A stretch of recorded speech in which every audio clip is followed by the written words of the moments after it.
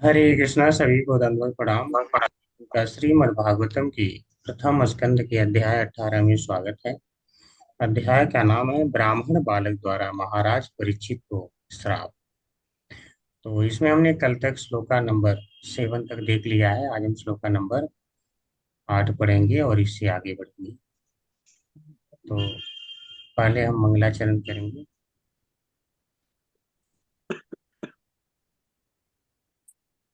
लाभ में ना अलग लेकर नारायणं नमस्कृत्य नारायणं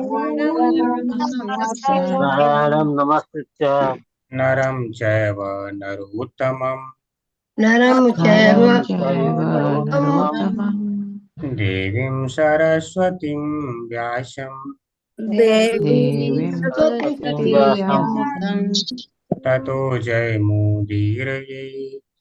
ततो जयमुदीरये।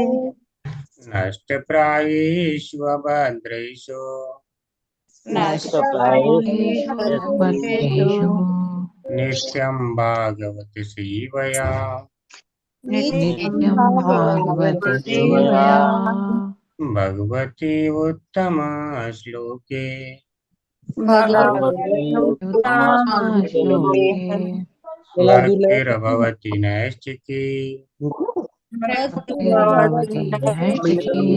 मैया मैया मैया अब लालाई मैया दबा दे लाभ अंदर माचे आहा आहा आहा डाला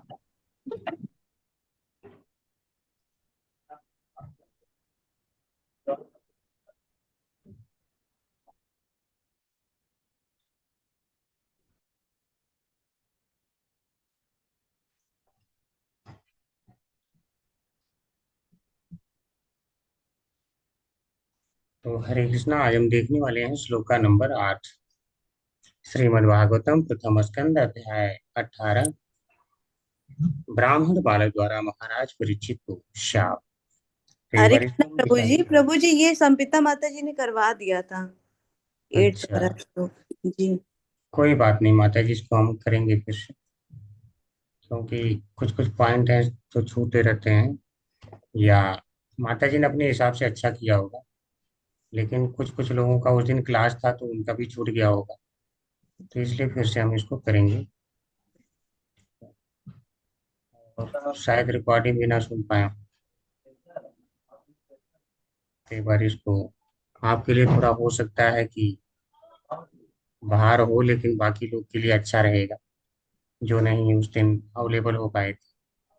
नहीं नहीं प्रभु जी, अच्छा ही रहेगा। तो एक बार इसको सभी रिसाइट करेंगे।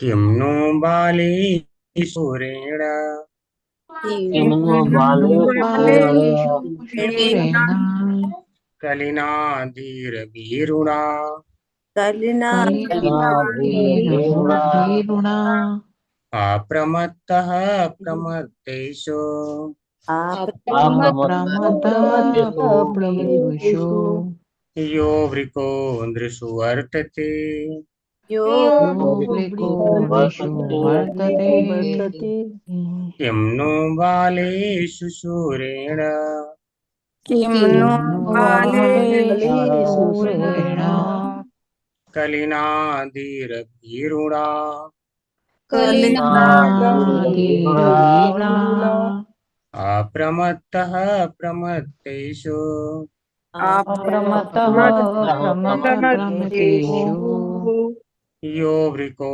नृषु वर्तते यो वृको नृषु वर्तते। किं नो बालेषु शूरेण किन्नु बालेषु शूरेण कलिनाधीरवीरुणा कलिनाधीरधीरुणा अप्रमत्तः प्रमत्तेषु अप्रमत्तः प्रमत्तेषु यो वृको नृषु वर्तते यो वृको नृषु वर्तते। शब्दार्थ।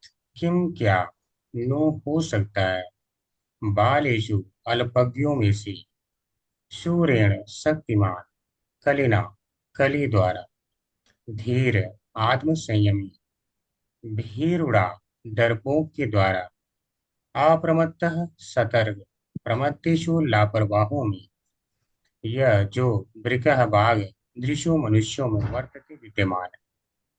महाराज परीक्षित ने विचार किया कि अल्पज्ञ मनुष्य कली को अत्यंत शक्तिशाली मान सकते हैं, किंतु जो आत्मसंयमी है उन्हें किसी प्रकार का भय नहीं है।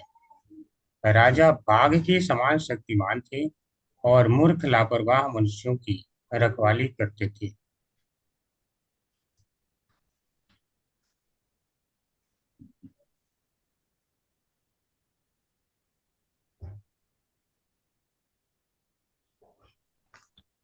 ओम नमो भगवते वासुदेवाय।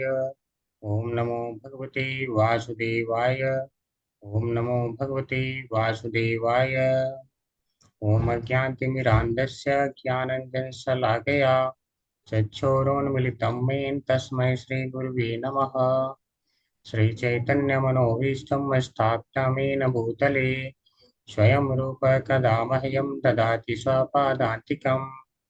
वन्देऽहं श्रीगुरो श्रीयुतपदकमलं श्रीगुरून् वैष्णवांश्च श्रीरूपं सागरजातं सगणरघुनाथान्वितं तं सजीवं साद्वैतं सावधूतं पर्यंसहितं कृष्णचैतन्यदेवं श्रीराधाकृष्णपादान् ललिता श्रीविशाखान्वितांश्च नमो विष्णुपादाय कृष्णप्रेष्ठाय भूतले श्रीमते भक्तिवेदांत स्वामिनिति नामने। नमस्ते सारस्वते देवे गौरवाणी प्रचारिणे निर्विशेषा शून्यवादी पाश्चात्यदेशतारिणे वाञ्छाकल्पतरुभ्यश्च कृपा सिन्धुभ्य एव च पतितानां पावनेभ्यो वैष्णवेभ्यो नमो नमः। हे कृष्ण करुणा सिंधु दीनबंधु जगतपते गोपेश गोपिका कांत राधा कांत नमोस्तुते। तप्त कांचन गौरांगी राधे वृंदावनेश्वरी वृषभानुसुते देवी प्रणमामि हरिप्रिये। जय श्री कृष्ण चैतन्य प्रभु नित्यानंद श्री अद्वैत गदाधर श्रीवासादि गौर भक्तवृंद। नमो महावदन्याय कृष्ण प्रेम प्रदायते कृष्णाय कृष्ण चैतन्य नामने गौरतिसे नमः। हरे कृष्णा कृष्णा कृष्णा हरे हरे, हरे राम राम राम हरे हरे। हरे कृष्णा कृष्णा कृष्णा हरे हरे, हरे राम हरे राम राम राम। हरे हरे। हरे कृष्णा। सभी को दंडवत प्रणाम।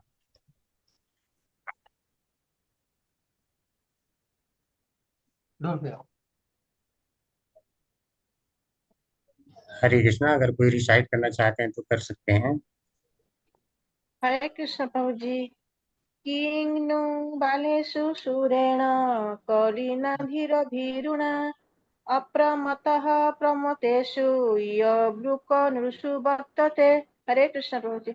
हरे कृष्ण प्रभु जी। किं नु बालेषु शूरेण कलिनाधीरभीरुना अप्रमत्तः प्रमतेषु यो वृको निषु वर्तते। हरे कृष्ण प्रभु। हरे कृष्ण हरे प्रभु जी। कृष्ण प्रभु। किमनु बालेषु सुरेण कालिनाधीरेभिरनु अप्रतत प्रतेषु युग्रिक निपुण वर्तते। हरे कृष्ण। हरे हरे कृष्ण कृष्ण प्रभु। प्रभु। हरे कृष्ण प्रभु जी। किं नु बालेषु शूरेण कलिनां धीरभीरुणा अप्रमदः प्रमतेषु यो ब्रको न सुवर्तते। हरे कृष्ण। हरे हरे कृष्ण प्रभु जी। कृष्ण। पढ़िए माता जी पढ़िए। हरे कृष्णा प्रभु जी। किं नु बालेषु शूरेण कोलिनाधिरुभिरुना अप्रमत्तः प्रमत्तेषु यो वृकोर्निषु वर्तते। हरे कृष्णा। हरे कृष्णा प्रभु जी। किं नु बालेषु शूरेण कलिनाधीरभीरुणा अप्रमत्तः प्रमत्तेषु यो ब्रकोन्नसु वर्तते। हरे कृष्णा प्रभु जी। हरे कृष्णा हरे प्रभु। कृष्ण प्रभु जी। किं नु बालेषु शूरेण कलिनाद्रिर्भीरुना अप्रमत्ता प्रमेतेषु यो वक्रोनिषु वर्तते। हरे कृष्ण। हरे हाय कृष्णा। कृष्ण प्रभु जी। पढ़िए किम नु प्रभु। बालेषु स्फुरण कलिना धीरो भेरुड़ा अपमत्ता प्रमत्तेषु यो विकोन्यसु वर्तते। हाय कृष्ण। हरे कृष्णा प्रभु जी। कीनु बालेषु सूरेण कलिना धीरवीरुना अप्रमत्तः प्रमत्तेषु यो वृकोनिषु वर्तते। हरे कृष्णा।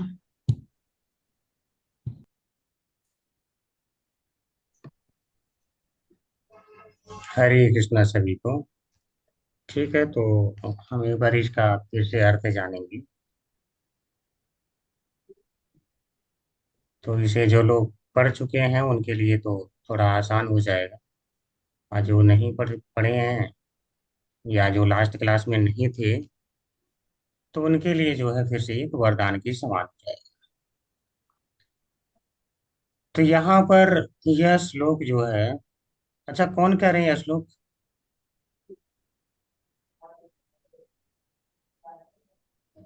ये श्लोक का कौन रहे हैं?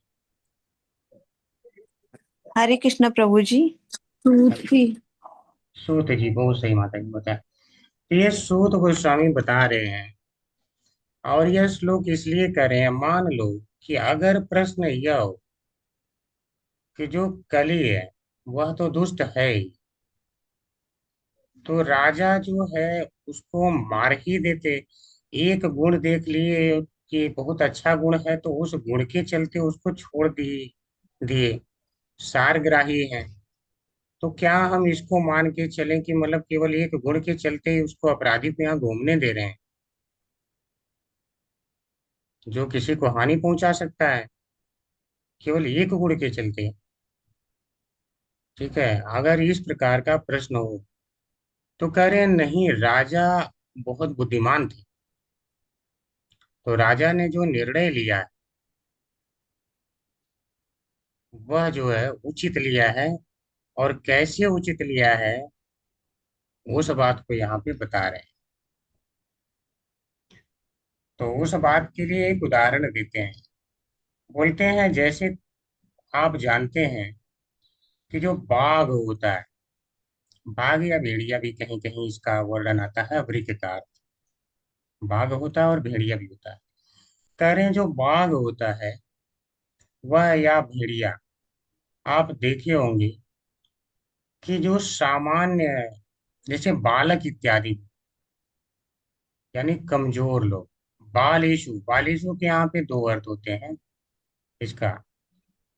जैसे अगर धर्म के मामले में बालक कहा जाए तो इसका मतलब है कि अल्पज्ञ, यानी उसे धर्म का कोई ज्ञान ही नहीं, अपने जीवन का उद्देश्य का कोई ज्ञान ही नहीं है, तो ऐसा बालक यानी अल्पज्ञ।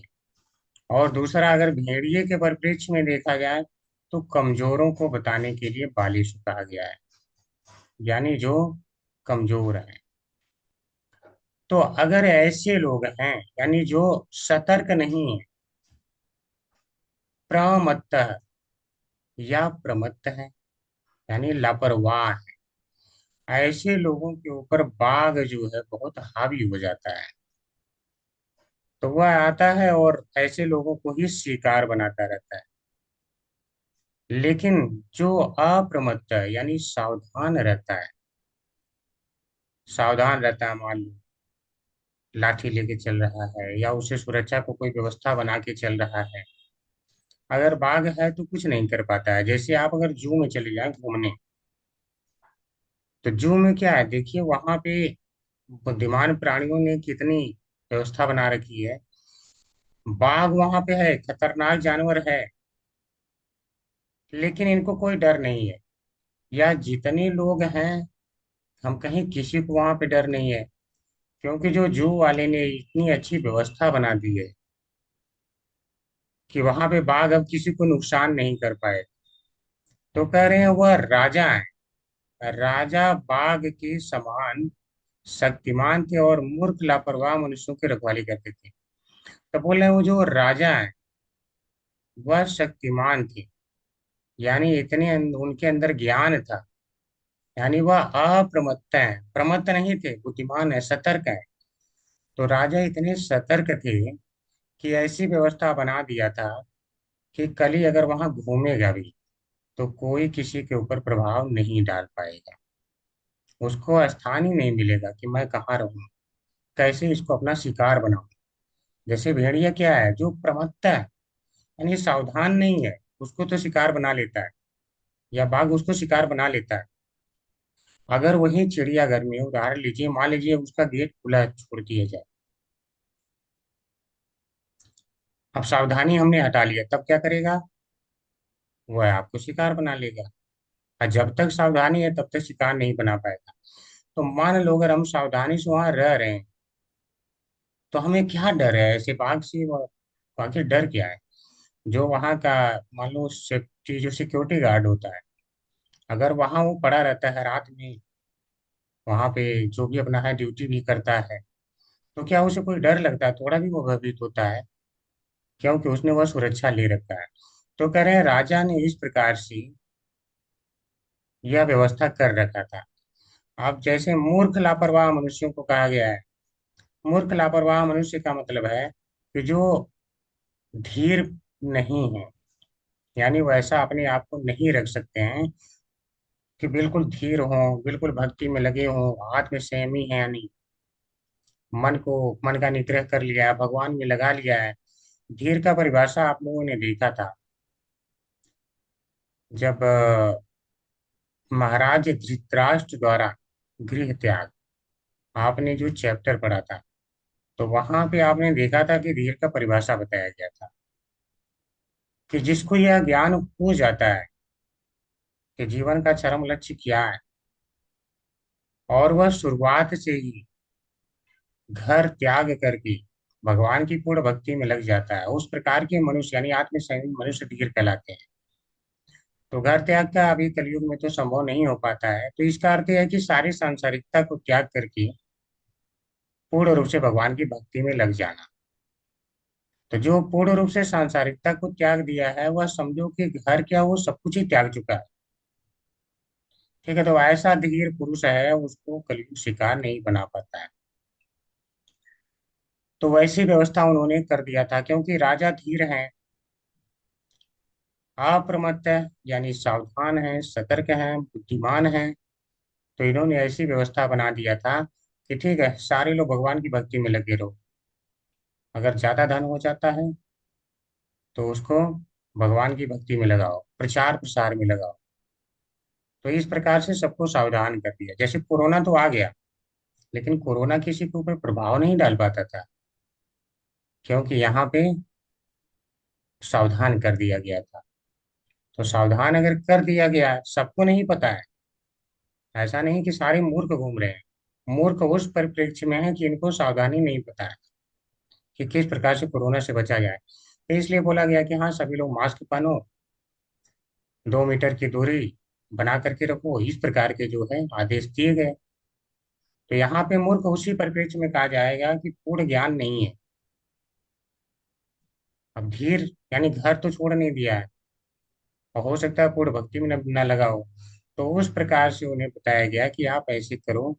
तो इसको कह रहे हैं कि वह अप्रमत्त है।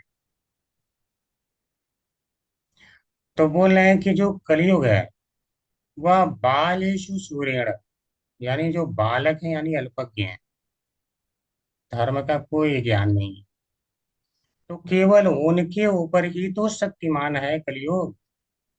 तो ऐसे कलयुग को क्यों मारना है जो केवल बालकों पे प्रभाव दिखा सके, और जो थोड़ा सा सावधानी ले ले उसके ऊपर कोई प्रभाव ही नहीं दिखा सकता। अब बाघ को अगर चिड़ियाघर में छोड़ा जाता है तो इसका मतलब मार तो नहीं दिया जाता है उसे, है तो हिंसक ही, आप कहेंगे है तो हिंसक ना, क्या है, अपने पैसे कमाने के लिए उसे मार देना चाहिए। भाई पैसे कमाने के लिए वहां पे खुला छोड़ रखा है, मार देते, लोग ऐसा कह सकते हैं। तो कह रहे नहीं, वह जो सावधान नहीं है, यानी जो प्रमत्ता है, उन्हीं के ऊपर तो प्रभाव दिखाता है। इसी प्रकार जो बालिश यानी जो सावधानी नहीं ले सकते हैं कलयुग से, यानी जो मूर्ख हैं, अल्पज्ञ हैं, उन्हीं के ऊपर तो सूरता दिखाता है ना। तो हम मूर्ख किसी को रहने नहीं देंगे, सबको बता देंगे कि इस प्रकार से आप बच सकते हैं, जैसे सरकार ने अभी बता दिया है कि कोरोना से कैसे बच सकते हैं। बाकी कलिना, जो कलयुग है, धीर भी रुना, वह तो, भीरुणा का अर्थ है डरपोक है। धीर, जो धीर हैं यानी आत्म संयमी हैं, उनसे यह डरता है। तो आखिर ऐसे कलयुग से हमें डर ही क्या था, राजा को कोई डर नहीं था। इसी कारण से राजा ने नहीं मारा, उसे मारने का कोई जरूरत था ही नहीं।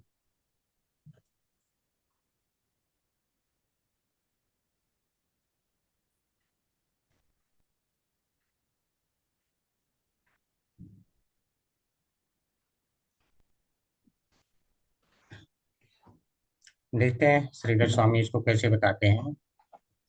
यदि कोई यह कहे कि कलयुग में तो दोष ही अधिक हैं, कलयुग में क्या है, हमने देखा दोष बहुत ज्यादा है, केवल एक ही तो गुण है, कलेर दोष निधि राजन, यानी ये दोषों का खजाना है।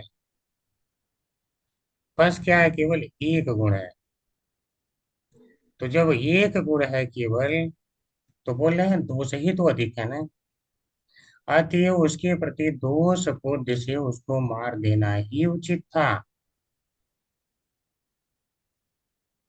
यानी तब तो उसके अंदर दोष है, तो इतना दोष देखते हुए तब तो उचित था। तो ऐसा कहना इसलिए उचित नहीं है कि कलयुग धैर्य संपन्न व्यक्ति का कुछ भी नहीं बिगाड़ सकता। ठीक है, अगर कोई अपराधी हो जाता है उसको जेल में डाल दिया जाता है, ऐसा तो नहीं है कि सरकार मार देती है, सावधानी ले लेती है। तो जब सरकार ने सबको, सबके प्रति ऐसा कर दिया, सब उस अपराधी से नहीं बचने के योग्य हैं, खुला छोड़ दिया जाएगा तो मारेगा सबको।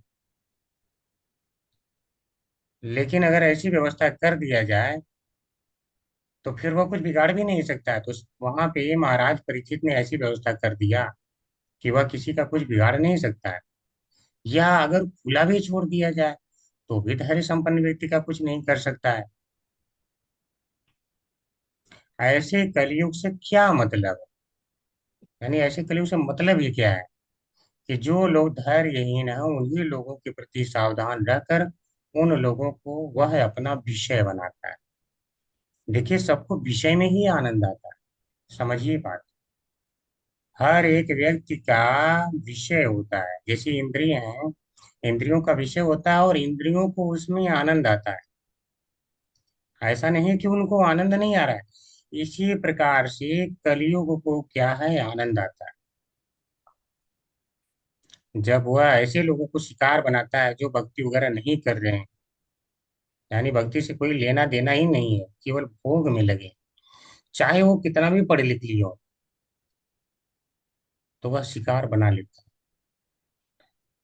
वह तो उस भेड़िए के समान है जो बच्चों पर तो वीरता दिखाता है और बड़े बलवान लोगों को देखते ही डर कर भाग जाता है। ठीक है, तो यानी भेड़िया क्या करता है, बच्चा है तो वहां पे जाता है, वो मार देता है देख कर। लेकिन अगर बड़ा है, लाठी वगैरह ले रखा है, तो भेड़िया उनके पास नहीं जाता है, जो बिल्कुल सावधान है, या साथ में लोग ग्रुप में है, सावधानी में चल रहे हैं। जैसे हम करते हैं कि आप ग्रुप में भक्ति करिए, यहाँ पे बोला जाता है संकीर्तन आप करो, भक्तों का साथ करो। 5 बातें बताई गई हैं जो भक्ति में आगे ले जाती। ठीक है, उनमें से क्या आता है, भक्तों का साथ। श्रीमद् भागवतम का क्लास, तो भक्तों का साथ बहुत जरूरी है। अगर भक्तों का साथ है तो आपके ऊपर कलयुग कभी प्रभाव नहीं दिखा पाएगा। और जिसको अगर लग रहा है कि नहीं मैं अकेले रहूंगा तो भी प्रभाव नहीं दिखाएगा, वो रह के देख ले, वह अपना प्रभाव दिखा ही देगा। ठीक है, तो और बड़े बलवान लोगों को देखते ही डर कर भाग जाता है। तो इसी प्रकार से जो यहाँ बलवान है, जो पूर्ण रूप से धार्मिक हैं, जो भगवान की भक्ति कर रहे हैं, उनको तो देखते ही वो भाग जाता है। तो ऐसे कलयुग से डरना ही क्यों। हाँ, आप क्या कर रहे हैं? हरे कृष्णा महामंत्र कर रहे हैं, भागेगा वहां से देखते ही। आप बताइए क्या हमें डर है? ठीक है, तो छोटा सा तात्पर्य है, इसे पढ़ेंगे। हरे कृष्णा माता जी, पढ़ने का मौका दे सकते हैं। हरे कृष्णा रीटा माता जी पढ़े। हरे कृष्णा प्रभु जी, हरे कृष्णा माता जी, सभी को सादर प्रणाम। शिल प्रभुपाद की जय। तात्पर्य शिल प्रभुपाद द्वारा। जो श्री भगवान के भक्त नहीं है वे चिंता रहित तथा मंद बुद्धि होते हैं। जब तक कोई पूर्ण रूप से बुद्धिमान न हो वह भगवत भक्त नहीं हो सकता। जो भगवत भक्त नहीं है वे कली के कार्यों के शिकार बन जाते हैं। जब तक हम महाराज परीक्षित द्वारा अपनाई गई कार्य पद्धति को स्वीकार करने हेतु तैयार नहीं हो जाते तब तक समाज में श्रेष्ठ परिस्थिति लाभ पाना संभव नहीं है। और यह कार्य पद्धति है श्री भगवान की भक्ति में सेवा का प्रचार करना। हरे कृष्ण प्रभु जी। हरे कृष्णा माता जी, तो बहुत अच्छा तात्पर्य है। पहली लाइन में बहुत अच्छी बात बोली। करें जो भगवान के भक्त नहीं है वे लापरवाह तथा मंद बुद्धि होते हैं। देखिए, इस लाइन को हम थोड़ा समझेंगे, अन्यथा पढ़ के निकल जाएंगे तो फिर आनंद नहीं आएगा, और शायद हम जीवन का उद्देश्य कभी समझ ही नहीं पाए। तो मेरा ये छोटा सा प्रश्न रहेगा आप लोगों से कि जो भगवान के भक्त नहीं है उनको प्रभुपाद जी डायरेक्ट करें लापरवाह और मंद बुद्धि हैं। और यहाँ ऊपर भी लिखा है कि वो लोग क्या है, ऐसा नहीं है कि अपने मन से करें। प्रमत्तेषु, ये लोग प्रमत्त हैं यानी लापरवाह हैं बिल्कुल। धर्म के मामले में बालेषु, बालक क्या है, बालक के पास कम बुद्धि होती है यानी अल्प बुद्धि वाले हैं। ठीक है, तो उतनी बुद्धि नहीं होती, बालकों की रक्षा करनी पड़ती। तो कह रहे हैं कि वे लापरवाह तथा मंद बुद्धि होते हैं जो भगवान के भक्त नहीं है। तो ये जितने इस संसार में घूम रहे हैं अगर उनको आप कह देंगे तो बड़ा बुरा लग जाएगा। ठीक है, लेकिन मैं आप लोगों से जानना चाहता हूँ, आखिर आप किस तर्क के आधार पर कह सकते हैं कि वे भगवान के जो भक्त नहीं है वे लापरवाह हैं और मंदबुद्धि हैं? हरे कृष्ण। हरे कृष्णा प्रभु जी, वो अपनी कर्म करते हुए अपने इंद्रिय भोगों में लगे हुए हैं और भगवान के से बिल्कुल भी भगवान की सेवा में बिल्कुल नहीं लगे हैं, इसलिए उनको मंदबुद्धि बताया है। तो माता जी, इस आधार पे तो वो कह सकते हैं कि देखो तुम्हारे पास क्या है, आज मेरे पास गाड़ी है, बंगला है, सब कुछ है। तो जब संसारिक भोग की चीज है ना प्रभु जी, आध्यात्मिकता के नाम पे तो उनके पास कुछ भी नहीं है ना, तो इसलिए बोलेंगे, हाँ, आध्यात्मिकता के नाम से मंद है, वो मंद है। तो बोलेंगे कि ठीक है आप आध्यात्मिकता कर लिए तो कौन सा आराम से है, देखो आप बिल्कुल झोपड़ी में रह रहे हैं, हम तो बहुत अच्छे से रह रहे हैं, हम बिना भक्ति किए। और आप कह रहे हैं कि आप अनंत कोटि ब्रह्मांड के मालिक की भक्ति कर रहे हैं, तो आप तो बिल्कुल यहाँ गरीब हैं, तो आपको अमीर क्यों नहीं बना देता? तो उस हिसाब से तो हम कहेंगे कि आप किसकी भक्ति कर रहे हैं जो आपको उजाड़ दिया है। ठीक है, भगवान की भक्ति का आनंद उनको मिला नहीं है प्रभु जी। जब हायर टेस्ट मिल जाएगा तो ये संसारिक भोग का आनंद उनको अपने आप ही फीका लगने लगेगा, इसलिए इस मामले में वो मंद बुद्धि माने गए हैं हमारे तो साथ है। वो बोलेंगे नहीं माता जी आपका तो ब्रेन वॉश हो गया है, आप क्या इरिटेट होता है, देखिए हम जो चाह रहे हैं वो मौज मस्ती कर रहे हैं, जब चाह रहे हैं तब कर रहे हैं। आप एक माला लेके घूम रही हैं, बोल रही हैं आपको आनंद आ रहा है। ठीक है, हमें भगवान की पूरी सेवा में आनंद आ रहा है भक्तों को, उसके बराबर आनंद उन्हें कहीं मिलता ही नहीं है। ठीक है, ठीक है, और कोई कुछ बताना चाहता है? हरे कृष्णा, सादर प्रणाम प्रभु जी। हरे कृष्ण माता जी। हाँ बताइए माता जी, आप जी बताइए ईश्वरी माता पहले। जी बताइए कल। हाँ प्रभु जी, लापरवाह बोल रहे हैं सूत जी महाराज, उन लोगों को जिनकी रक्षा परीक्षित जी महाराज द्वारा हो रही है, और मंदबुद्धि बोल रहे हैं। क्योंकि लापरवाह, जैसे भगवान भगवत गीता में भी बोल रहे हैं कि चार लोग मुझे नहीं भजते हैं, ना माम दुष्कृत नो मूढ़ा प्रपद्यन्ते नराधमा। तो प्रभु जी बोल चार लोग भी हैं, और लापरवाह वो लोग हैं जो जिस अब इस वक्त वो भोग करते हैं, जब तक उनकी इंद्रियों में ताकत है वो भोग कर लेंगे। लेकिन लास्ट में मैंने खुद ऐसे देखा है कि उनको वही झोपड़ी अच्छी लगती है, बहुत अमीर अमीर लोग वो झोपड़ी बना के और भजन करना चाहते हैं, वृंदावन में, बरसाने में, या ब्रिज में ना एक थोड़ी सी कह रहे थोड़ी सी जमीन मिल जाए और हम वहां भजन करने लग जाए, सब छोड़ छाड़ दें। तो और लापरवाह वो लोग हैं जैसे कि ना प्रभु जी, भक्ति वैसे आसान बताई है लेकिन वैसे कठिन भी बताते हैं भगवान, कि वो लोग आलसी हैं, लापरवाह हैं। एक ठाकुर जी को सबके घर में होते हैं लड्डू गोपाल जी, लेकिन उस विधि से उनकी पूजा नहीं हो पाती है। उनको 8 टाइम का भोग लगता है, उसको छोड़ रखा है, एक चिनोरी का भोग लगा दिया, जल का भोग लगा दिया, कभी दूध का भोग लगा दिया, बस। अच्छे से करने वाले भी हैं सेवा, लेकिन अधिकतर नहीं होती है। तो इस कंटेज में भी लापरवाह हैं वो लोग। और लापरवाह अपने लिए भी हैं कि जो असली चीज है उसको छोड़ के बैठे हुए हैं, वो और भतेरी चीजों में लगे हुए हैं, कमा लें धमा लें, ये बना लें वो बना लें। लेकिन लास्ट में ऐसे ऐसे लोग भी सब कुछ छोड़ छाड़ के और एक कुटिया में भजन ही करना चाहते हैं प्रभु जी। हरे कृष्ण प्रभु जी। संसारिक भोग करके प्रभु जी उब जाता है इंसान, लेकिन जी कोई भगवान और की भक्ति से बताएं। कभी उबता नहीं है इंसान। जी जी, आप दो लोगों ने बता लिया, और कोई बताना चाहता है? क्यों लापरवाह हो या मंदबुद्धि है? प्रपात करें, जब तक कोई पूरी तरह बुद्धिमान ना हो वह भगवत भक्त नहीं हो सकता। यानी जब कोई बुद्धिमान हो जाता है तभी भगवान का भक्त बन पाता है, हरे समझिए। कृष्ण प्रभु जी। ना जी, प्रभु जी। प्रभु जी। उनका मन पता रीता नहीं है माता जी, प्रभु जी। हरे और कृष्ण। जी प्रभु जी, वो हरे कृष्ण प्रभु जी, उन्हें अपने जीवन का लक्ष्य ही पता नहीं है, और ये जीवन किस लिए मिला है उनको पता नहीं है, क्योंकि वो किसी मैंने ऐसे गुरु के संगत में पड़े ही नहीं है, ना भक्तों के संग में पड़े हैं प्रभु जी, तो उनके अपने जीवन का लक्ष्य ही पता नहीं है प्रभु जी। ठीक है, तो वो हरे कहेंगे कृष्ण। देखो हम तो जीवन का लक्ष्य बहुत अच्छा बना रखे हैं, हमने इतना सब कुछ तो बना लिया ना। ये जीवन का लक्ष्य नहीं है तो और प्रभु क्या है? ये तो होना चाहिए। प्रभु जी, वो तो कुछ दिनों के लिए, वो तो क्षण भंगुर है। वो तो वो अभी सुख भोग लेंगे, लेकिन अगर आदमी जब तक सुख में रखता है तो भगवान को याद नहीं करता है, लेकिन वही जब दुख होने लगता है तब भगवान याद आते हैं ना प्रभु जी। अरे कुछ लोग नहीं भी करते माता जी, जैसे एक माता जी मर रही थी तो उनसे बोला कि अरे आप बोलो हरे कृष्णा हरे कृष्णा। तो वो बोल रही हैं कि नहीं मैं यह नहीं कह सकती हूँ, ऐसे कहते कहते मर गई। जितना लाइन उन्होंने कहा नहीं मैं यह नहीं कह सकती हूँ, उतने में कृष्ण कह देती। ठीक है, वो तो ऐसे ही टपक गई। तो चलिए ठीक है, कोई और भगवान का भक्त बुद्धिमान होता है, कौन बताए? जो भक्त नहीं है वो तो बुद्धि नहीं है। तो ये लाइन भी अगर जो बता देगा कि भगवान के भक्त बुद्धिमान है। प्रभु जी, बुद्धिमान से मतलब यहाँ पर ज्ञान से है? नहीं नहीं। हरे चलिए। कृष्णा प्रभु जी, बुद्धिमान का मतलब यहाँ पे अपना जीवन का क्या लक्ष्य है जो जानता है कि हमें मनुष्य योनि क्यों मिली है। हमें मनुष्य योनि मिली है कि अपनी भगवान की सेवा करके, भगवान की भक्ति करके भगवत धाम जाना। हम सनातन भगवान के भक्त हैं, सेवा के, भगवान की सेवा करना हमारा धर्म है। जो मनुष्य ये जानता है वो बुद्धिमान है। जी, तो ठीक है, आप लोगों ने काफी अच्छा बताया, लेकिन जो है मुख्य पॉइंट ये है, अगर मान लो आपको बहुत ज्यादा कुछ करके और तब थोड़ा सा प्राप्त हो रहा है, तो हम कहें वह अच्छा है, या बहुत थोड़ा सा करके बहुत ज्यादा प्राप्त हो रहा है तो अच्छा हो? तो आप लोग यही पाएंगे कि जो अगर बहुत थोड़ा सा काम करना पड़े और बहुत ज्यादा प्राप्त हो जाए तो हम कहेंगे कि हाँ ये चीज अच्छा है। ठीक है, तो जो भगवान के भक्त हैं वह इस रहस्य को जानते हैं कि हम थोड़ा सा करके और बहुत ज्यादा प्राप्त कर सकते हैं।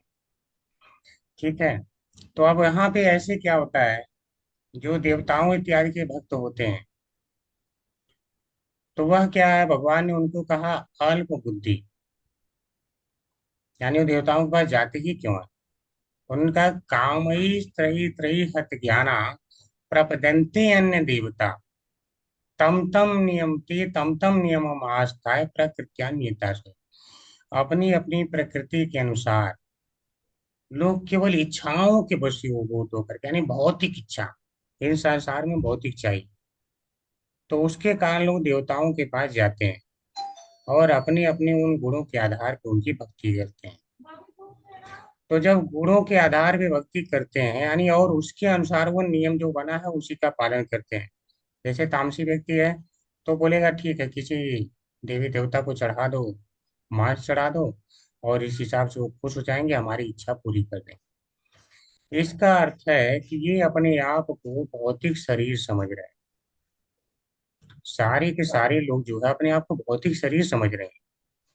अब किसी को यह भान नहीं है कि जब वह बालक था तब भी तो अपने आप को भौतिक शरीर समझ रहा था, और आज बिल्कुल वृद्ध हो गया है तो भी अपने आप को भौतिक शरीर समझ रहा है। और जब युवा था तब वो अपने आप को वह शरीर समझता था।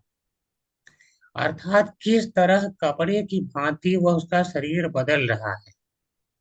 लेकिन उसके अंदर बैठा उसका जो भावना है वह कहाँ से उत्पन्न हो रही है कि मैं ये हूँ। यानी शरीर बदलने के बाद भी अपने आप को वह एक नियत समझ रहा है, बदला हुआ नहीं समझ रहा है, लेकिन बदले हुए शरीर को अपना समझ ले रहा है। जैसे कोई बार बार अगर कपड़े पहन ले दूसरा दूसरा, तो वह क्या है, अपने आप को कपड़ा समझने लगे तो उसे मूर्ख कहेंगे। और मान लो किसी स्त्री का बच्चा डूब रहा हो, वह बोले मेरे जाओ बच्चे को बचा के लाओ, और बच्चे ने मान लो कि 4 लाख 5 लाख के कपड़े पहन रखे हो, उसमें मान लो हीरे जड़े हो, ठीक है, सोने जड़े हो, कुछ ऐसे हो, और जो डूब डूब रहा है, तो जो बचाने वाला व्यक्ति है वो जाए उसका केवल कपड़ा बचा के लाए, तो आप बताइए स्त्री गुस्सा हो जाएगी कि नहीं, कि तुम कपड़े को मेरा बालक समझ रहे हो। वो बोलेगा नहीं, मुझे तो ऐसे ही दिख रहा था ऊपर से, तो मैंने बचा लिया। तो कितना गुस्सा होगी नहीं, यानी जो वास्तविक व्यक्ति है उसको वो समझ ही नहीं रहा है कि मुझे किसको बचाना है। तो इसी प्रकार से लोग देहात्म बुद्धि में अपने आप को देह समझ बैठे हैं। और जबकि उनसे पूछो कि कौन से हो तुम, जो ये बचपन में पैदा हुआ था इतना बड़ा वो वाले हो तुम, या जो थोड़ा सा 2 साल का हो गया हो तुम वो वाले हो, या जो आज वृद्ध है तुम ये वाले हो, कौन से हो तुम। उसको ये ज्ञान ही नहीं है कि मैं आत्मा हूँ। आत्मा के रूप में उसे अपना ज्ञान ही नहीं कि मैं तो कपड़े की भांति ये शरीर बदल रहा हूँ। आप बताइए मंद बुद्धि है कि नहीं। और इसके अलावा जो भी वह पा रहा है वह क्या है, तुरंत जो है नष्ट हो जा रहा है। भगवान कहते हैं आदि वंत है, मतलब जो उनके फल प्राप्त करते हैं आदि अंतवंत, यानी वह सारे उनका आदि होता है और अंत हो जाता है।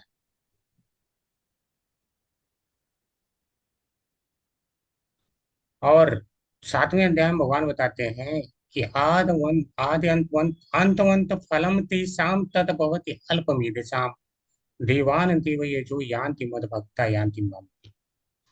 यानी अंतवंत फलम तेषां, उनके द्वारा जो फल प्राप्त किया जा रहा है यहाँ पे, उसका तो अंत हो जा रहा है। और हर एक अंत हो जाने वाली चीज के पीछे वो भाग रहे हैं। आप बताइए मूर्ख हैं कि नहीं। और जो उनका शाश्वत शरीर है आध्यात्मिक, उसके बारे में उन्हें कोई ध्यान ही नहीं है कि मुझे इसके बारे में सोचना चाहिए। अगर मैंने यहाँ पे जीते जन्म में इसी जन्म में जो कि मैं देख भी पा रहा हूँ, मैंने कम से कम 20 शरीर बदल लिया हो। 20 नहीं तो अगर हम मोटा मोटी समझ के देखें भगवत गीता के आधार पे, तो भगवान क्या कहते हैं, देहिनो अस्मिन यथा देहिनो कौमारम यौनम जरा। यानी अगर वो बालक से लेकर के कुमारावस्था यौनावस्था और वृद्धावस्था भी लिया जाए, तो भी इस प्रकार के उसके परिवर्तन हो रहे हैं शरीर में। तो इतना कुछ देख करके भी वो ये नहीं समझ पा रहा है कि यह शरीर जिसके लिए मैं इतना मेहनत कर रहा हूँ वो भी बदल ही जा रहा है। फिर भी वो शरीर के पीछे ही भाग रहा है, शरीर से संबंधित चीजों के पीछे भाग रहा है। आप बताइए मंद बुद्धि है कि नहीं है। और वहीं पे भगवान के भक्त थोड़ा सा काम, भगवान ने कहा स्वल्पम आप यस्य धर्मस्य त्रायते महतो भयात्। आप अगर इस धर्म का थोड़ा सा भी आचरण कर लेते हैं तो यह आपको महान भय से मुक्ति देता है, यानी जन्म मृत्यु जरा व्याधि से दूर कर लेता है। सबसे बड़ा भय तो यही है, भयात महतो भयात, सबसे बड़ा भय। अब कोई कहेगा नहीं मैं मृत्यु को भय नहीं मानता, तो बोलो ठीक है आओ मैं मार देता हूँ तुरंत, अगर भय नहीं है तो देखो तुरंत डर जाएगा।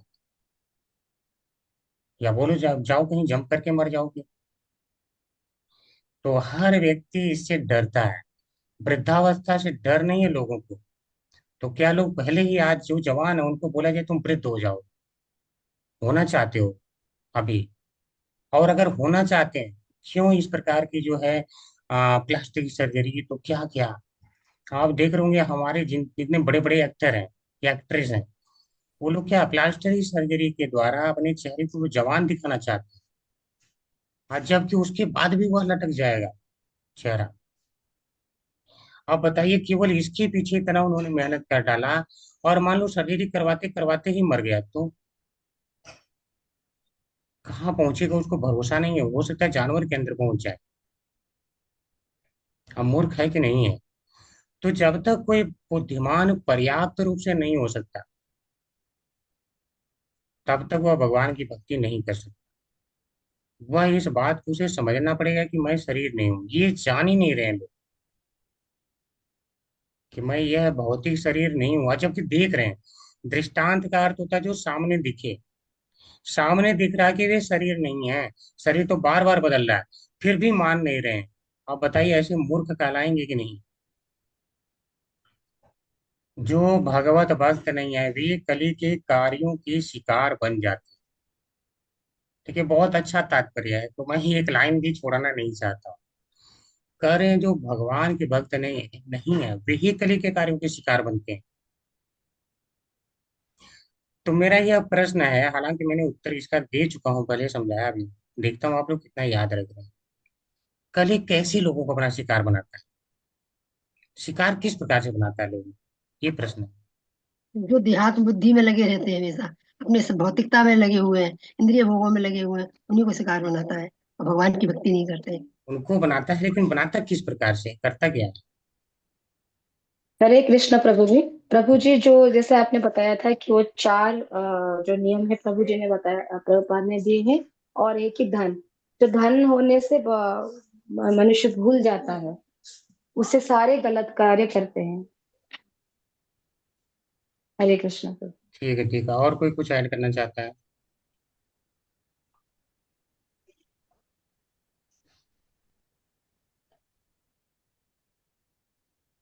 कुछ नहीं।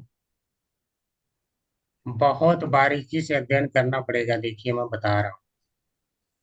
अब इसे आप लोग सलाह ही मानो। ठीक है, बहुत बारीकी से धर्म शास्त्रों का अध्ययन करना पड़ेगा, अन्यथा लोग ऐसे ही जिंदगी भर भ्रम में जी रहे हैं। 10 बार भी पढ़ लेते हैं फिर भी भ्रम में ही रहते हैं। ठीक है, अब देखिए कैसे शिकार बनाता है उसको समझिए। बताया था, आप लोग पता नहीं कैसे भूल जाते हैं। उसने क्या है, श्री विश्वनाथ चक्रवर्ती ठाकुर जी ने इसको व्याख्या में बताया था कि वह क्या लोगों के चित्त पे अपना प्रभाव डालता है। ठीक है, चित्त पे जाके प्रभाव डाल के लोगों को यह गुमराह में डालता है कि ये जो गलत कार्य है ये सही है। यानी वो नहीं कहता ये गलत है, वो बोलता है ये सही है। तुम इसको कर रहे हो तो आखिर इसमें हानि ही क्या है? ठीक है, वो कहता है। आप देखिए कली के साथ में जो 9 प्रकार के अधर्म बताए गए थे, वह आप लोग याद कर लेना। लोभो नृतम, चौर्यम अनार्यम अनहो, ज्येष्ठा च माया कलह च दंभ। ये जो 9 बताए गए हैं, तो उनमें से एक आता है माया, यानी जो नहीं है उसका आभास कराना।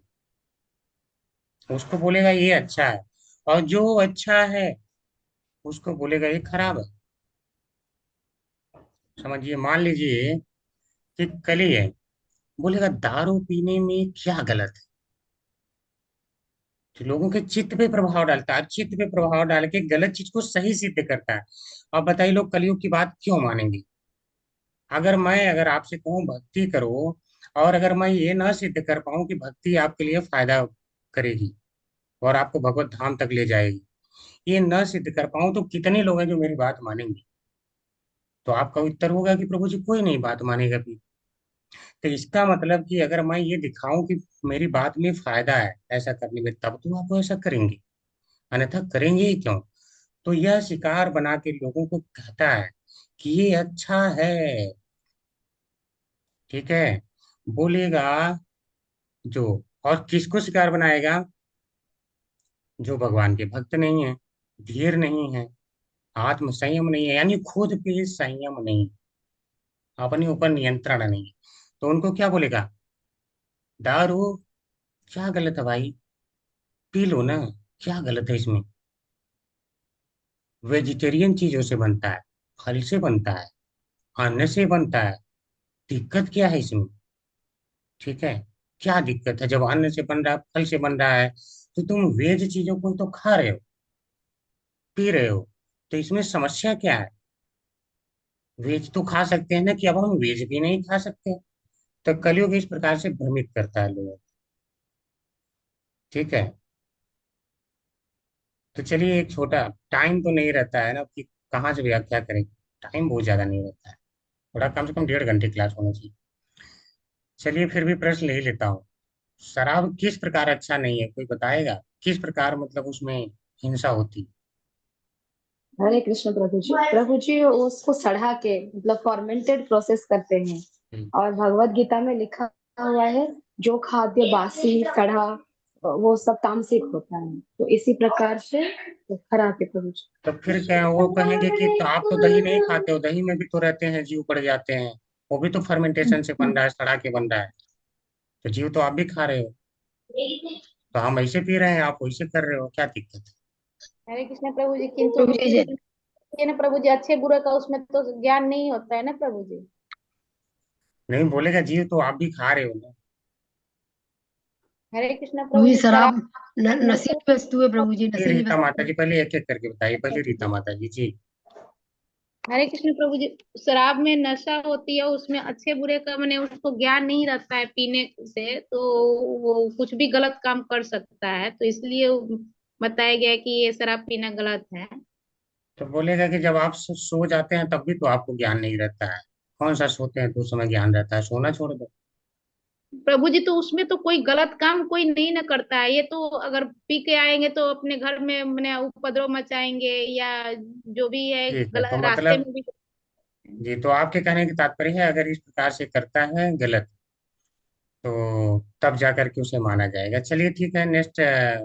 सुमंगला माता जी बताना चाहती थी, जी माता जी। हरे कृष्ण प्रभु जी। शराब में नशीली वस्तु, नशीले एलिमेंट्स रहते हैं, वो कि दिमाग पर असर करते हैं, चित्त पर प्रभावित करते हैं, चित्त को नष्ट कर देते हैं, बुद्धि को बिल्कुल नष्ट कर देते हैं, और जब बुद्धि नष्ट हो जाती है तो इंसान पतन की ओर जाता ही है, उसका पतन हो ही जाता है।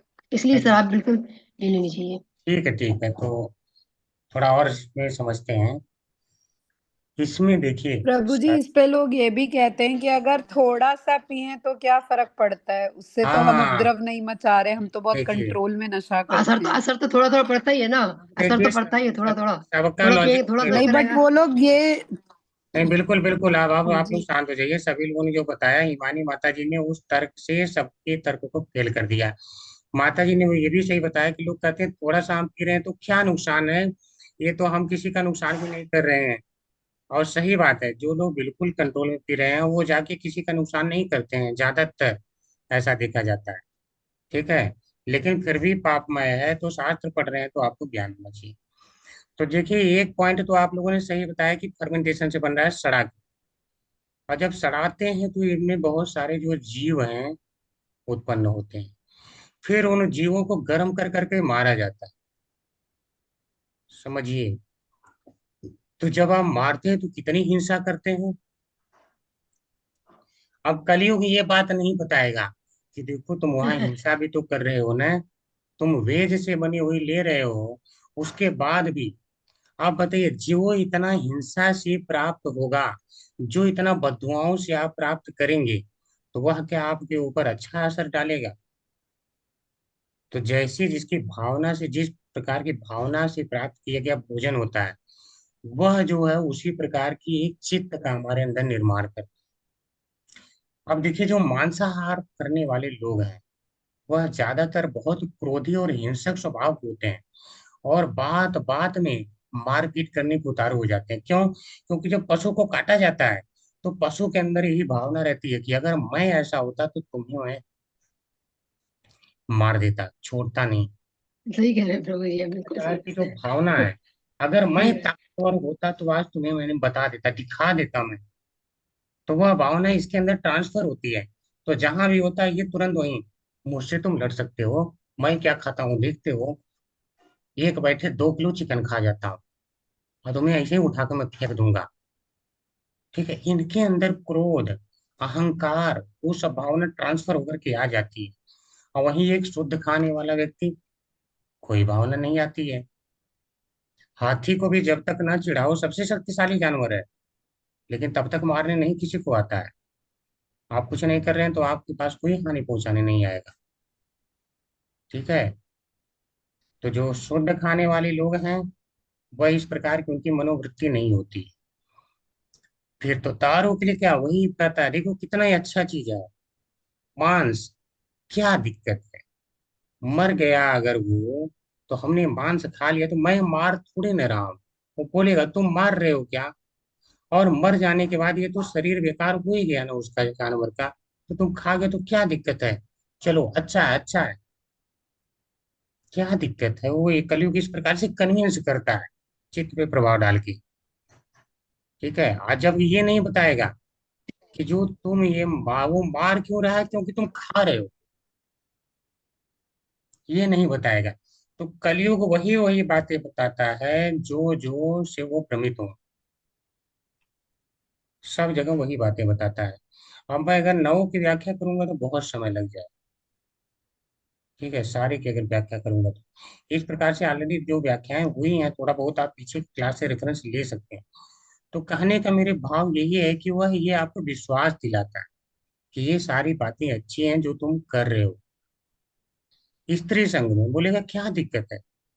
आज भी बहुत से आ, लड़के लड़कियां हैं जो क्या बोलते हैं, हाँ तो इसमें समस्या क्या है, आप शादी के बाद जो है संग कर रहे हैं, हम पहले कर रहे हैं, तो क्या समस्या है। शादी से कौन सा लेबल लग जाता है, कुछ कुछ फर्क पड़ जाता है क्या। उनको मंत्र का, विधि विधान का कोई वैल्यू ही नहीं पता है। कलयुग इस प्रकार से प्रभाव डालता है, ये नहीं बताएगा देखो मंत्र में शक्ति होती है। वो बोलेगा क्या मंत्र में शक्ति होती है, आप पढ़ो कोई फर्क नहीं पड़ेगा। बोलो मंत्र शब्द होते हैं, और जिस कार्य के लिए बनाए गए होते हैं ये उस प्रकार से अपना शक्ति का प्रभाव डालते हैं। जैसे मान लो, अगर हम कलयुगी मंत्र लें, गाली गलौज, कलयुगी मंत्र है, तो मान लो आप किसी को गाली देने लगे, तो आप उसे शरीर से तो छू नहीं रहे हैं ना, आप उसे मार भी नहीं रहे हैं, लेकिन क्या वो वहां से उठ करके आपसे झगड़ा करने लगेगा कि नहीं, मारने आएगा कि नहीं आप। आपने तो कुछ नहीं किया, लेकिन वह वहां से आपके यहाँ तक खींच करके चला आया। बताइए आपके इस गाली रूपी, जो गाली है, मंत्र तो नहीं कहेंगे लेकिन जो भी है, अब उसमें शक्ति है कि नहीं शब्दों में। तो जो शब्द जिसके लिए बनाए गए हैं वहां पे उन शब्दों का प्रभाव होता है। तो मंत्र अगर उसके लिए बनाए गए हैं तो मंत्रों का वहां पे प्रभाव होता है। ठीक है, इस प्रकार से वे अपना प्रभाव डालते हैं, इससे कोई बच नहीं सकता है। तो ये बात कलयुग नहीं समझाएगा। तो ये वही वही बातें बताएगा जिससे वो कन्विंस करे, लोगों को चित्त पे प्रभाव डाले, और इस प्रकार से लोग इसके शिकार बन जाते हैं। तो बाघ क्या देखता रहता है कि लोग जो कमजोर हैं बस उनके ऊपर अटैक कर लो, लेकिन जो धीर है उनको कलयुग ये समझा नहीं पाएगा। जैसे एक ब्रह्मचारी थे, उनको अब एक माता जी बहुत ज्यादा सेवा करने लगी। ठीक है, लाला की ये परोस रहे हैं, वो परोस रहे हैं। तो ब्रह्मचारी मतलब एक दिन हो गया, दो दिन हो गया, तो ब्रह्मचारी जी थोड़ा सा उन्हें लगा, तो महात्मा उन्होंने कह दिया माता जी हरे कृष्णा दंडवत प्रणाम, आप गलत नंबर डायल कर रही हैं। ठीक है, तो अब जो है देखो, अगर कलयुग किसी भी रूप में आना चाहेगा, तो जो धीर है तो वह बोलेगा भाई कलयुग आप गलत नंबर डायल कर रहे हैं, ये सही नंबर नहीं है, जाओ कहीं और। जो आत्म संयमी नहीं है वहां पे जाओ। तो इसीलिए कह रहे हैं जब तक महाराज परीक्षित द्वारा अपनाई गई कार्य पद्धति को स्वीकार करने के लिए तैयार नहीं हो जाते, तब तक समाज में श्रेष्ठतर परिस्थिति लाना संभव नहीं है। और यह कार्य पद्धति है भगवान की भक्तिमय सेवा का प्रचार करना। तो जब तक आप प्रचार प्रसार के लिए लगेंगे नहीं, तब तक कलयुग प्रभाव डालता ही रहेगा। और हर जगह झूठ होगा, दंभ होगा, लोभ होगा, माया होगी, कला होगा, ये सारी चीजें हर जगह होंगी। कलयुग के जितने प्रभाव है वो सारे के सारे होंगे ही होंगे, तब तक कोई रोक नहीं सकता। अगर कोई बोले मैं भगवान की भक्ति नहीं करता हूँ लेकिन लालची नहीं हूँ, तो भी वो कहीं ना कहीं लालच जरूर करेगा, झूठ जरूर बोलेगा। पहला तो झूठ उसने यही बोल दिया कि मैं लालची नहीं। ठीक है, वह कहीं ना कहीं ठगी करके जरूर जो है निकालना चाहेगा पैसे। तो चलिए ठीक है, हरे कृष्णा, आज ही पे विराम लेंगे। और अगर कोई प्रश्न है तो आप लोग कर सकते हैं।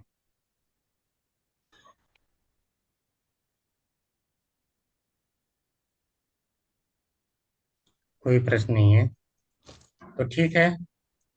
तो फिर आज हम चलेंगे।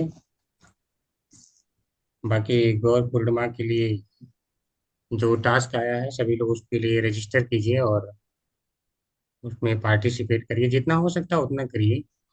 और प्रभु जी, बाकी हरे कृष्ण प्रभु जी, शाम को है ना प्रभु जी पार्टिसिपेट कर? मैं एक जगह देखी कि शाम को 6:30 बजे से एक जगह दिखा रहा नहीं, था। सुबह पार्टिसिपेशन गौर पूर्णिमा का है माता जी, ग्रुप में आए हैं, पर पूरा उसका बुकलेट पढ़िए जो दिया गया है ना, ब्रोशर दिया गया जी है, मैं उसके बाद पढ़ी थी पूरा तो शाम को भी दिखा रहा था प्रभु जी।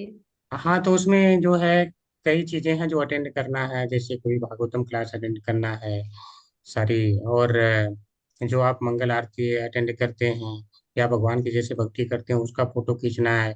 किसी को गीता डिस्ट्रीब्यूट कर रहे हैं, गीता के क्लास में जोड़ रहे हैं, तो उसका फोटो खींचना है, वो सब जो है यहाँ पे फिर शेयर करना है, तो उसको तब पता चलेगा कि आप मतलब कितना एक्टिवली पार्टिसिपेट किए हैं। और साथ में एक भक्ति स्टेप्स का फॉर्म दिया गया है, उसे भी भरना है। बाबूजी वो खींच के क्या व्हाट्सएप में देना है? नहीं, ग्रुप में, हाँ व्हाट्सएप ग्रुप में ही शेयर करना रहेगा, तो उसका बता दिया जाएगा, या उसमें एक बार फिर से पढ़िए, देखते हैं कि प्रभु कहाँ जी, पे शेयर मंगला करना आरती है। का भी फोटो खींच के प्रभु जी की, हाँ मैंने वीडियो ऑन करके किया, हाँ, हाँ मंगला आरती वीडियो ऑन, करते। उसमें वीडियो ऑन कर देंगे तो वो हो जाएगा। मैं एक बार पढ़ देता जी हूँ, ठीक है।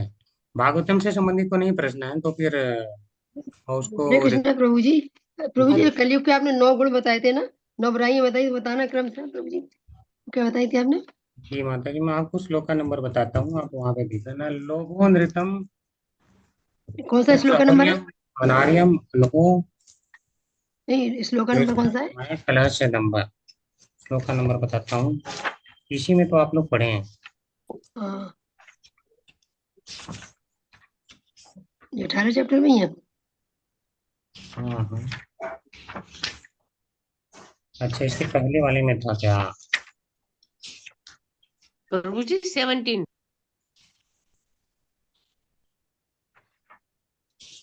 17 में था ना? हाँ ठीक है, 17 में है, 32 नंबर। 34। 32।